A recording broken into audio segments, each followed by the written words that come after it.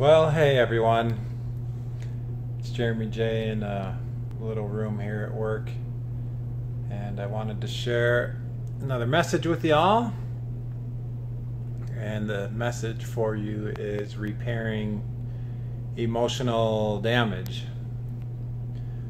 Well, what is emotional damage? Emotional damage to me is anything that affects your ability to just function and be normal and happy. Anything that blocks a natural, abundant, joyful happiness state from occurring. And I'm doing this video, yeah. My speech is a little slurred as usual. I'm doing this video as a means, more for myself than anything, to just talk about how, one, emotional damage can be repaired. It takes time, it takes a lot of time. And two, doing emotional damage, I think, is one of the cruelest or worst things we can do to each other as human beings, and especially as parent to child. So to start, I'm going to open up about my own emotional damage and healing that I've gone through in my life, and that I've had to work just really hard to overcome. Give you a different angle real quick. There we go. Whoa. Okay. So for me, the emotional damage I've experienced in my life is verbal, physical abuse, and the loss of love. And how do you repair both? How do you deal with both? Well, to start with, verbal. I'm gonna get through this video, I promise. Verbal and physical abuse is a tough one, especially if it happens as a child. In my case, it did happen as a child. I experienced that. I experienced verbal abuse from several sources and physical and verbal abuse from the same source as a child. And that leaves a lasting impression. I'm just here as a witness to that truth. That leaves a lasting impression. And the loss, when you first fall in love in your life for the first time, when you really fall in love and you really give your whole heart and soul to someone, and if that person then disconnects from you, you now have an emotional damage to repair. At least that was the case for me. Some people, it's not the case. They're able to disconnect from situations like that just fine. But for me, it was a healing, a long, lengthy healing process to overcome that. And how do you repair emotional damage? How do you get past it? Well, as I've talked about in many of my videos, it's super important to be a student of reality and the truth, and still try to strive for something beyond that, and an improvement beyond that, something more than that. See the truth, then move to something greater than the truth, or greater than reality, I should say.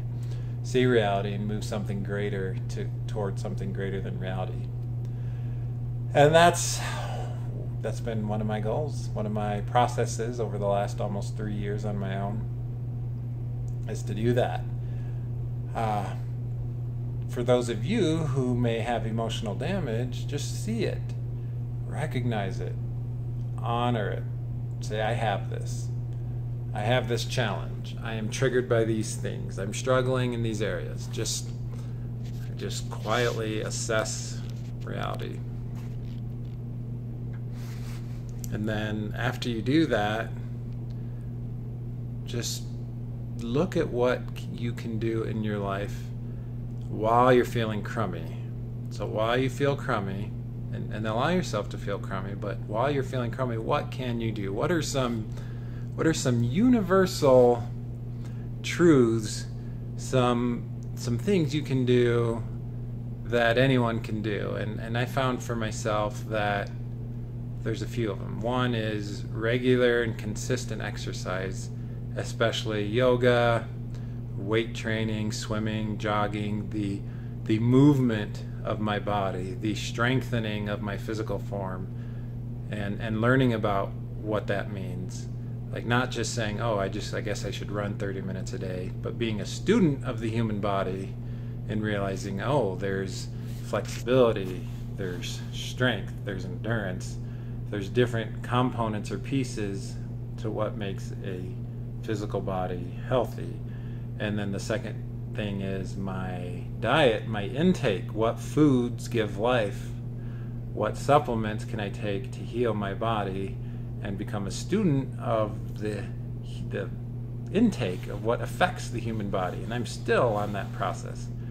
Those are two big things that have helped me through some of my biggest challenges, getting my physical body in as best shape as I can through all the physical struggles I've had with my back, my neck, and other things that have just derailed my body. And then learning what can I eat, what can I take into my body to give it life, to give it life-giving nutrients. and what are those things that you can take? And I've become a student of that. But beyond just healing and repairing your physical body, what else can you do? I mean, why can't we take emotional damage and just flip a switch, a light switch? Or why can't we just stitch it up and repair it? Why does emotional damage take so damn long to heal? And why does it even linger years after you've healed? Why does it try to come back in aftershocks or whatever you want to call it? And I think emotional stuff gets stored in our bodies. Maybe it's just in our brains, maybe it's in our whole body, maybe the cells somehow store that experience. I don't know enough about the human body to answer that. But I do know that it's stored, that it's retrievable, and it doesn't go away. You can't erase a memory from your mind like you can a hard drive. At least I have not discovered how to do that. I would really like to know how to do that, but at the same time, our life experience is how we as humans have evolved and learned to predict and adapt toward the future. We need our past experiences to guide us. We need them as tools, as resources, as experiences to draw from. Even the unpleasant ones, even the unpleasant experiences that are giving you emotional damage. You need those experiences in order to move forward. If you forgot or erased that emotional experience, you would repeat it because you no longer have the reference or the defense or the adaptation or the evolution of your body to help you moving forward. And so in some sense, we need our experiences, even the bad ones, to help us moving forward. Now, can we repair the intensity of the emotion of something? Yes. I think that just takes time. I think we have to cry. You have to let yourself cry, scream, kick and punch a heavy bag, cuss like a sailor, and do it until the intensity of the experience is gone. And emotional intensity, you just kind of have to feel it to heal it, and it takes time. It just takes time, and I don't know the formula, like, oh, this intensive an experience is going to take you 3 months, and if it's severely intense, 6 months. No, I don't know. I'm not an expert at that, but I just know that if you allow yourself to feel every day, day after day after day, you will eventually get to a point where you remember the experience, where you can recall it, but your body is not consumed by the emotion of it. I'm still learning about what it means to emotionally heal. I'm in the process of doing it. I'm not completely emotionally healed from everything that's occurred in my life. I'm still working on it. And I may be doing it until I die. Like I may never heal fully from all the emotional damage and pain that I've experienced in my life.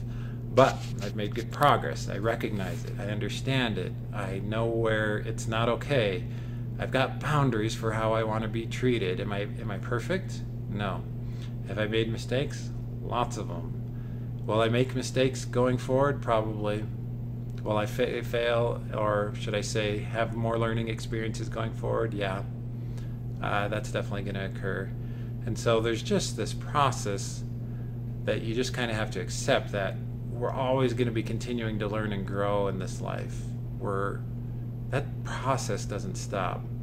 We are here as mortal creatures just trying to do our best. And accept that. And meditate, close your eyes, listen to your favorite music, and be at peace with the imperfection. Be at peace with reality. Be at peace with not having the things you want. Be at peace that you are a work in progress. Be at peace with yourself and who you are and everything about yourself. And be at peace with the level of effort you put in each day, whatever that effort is.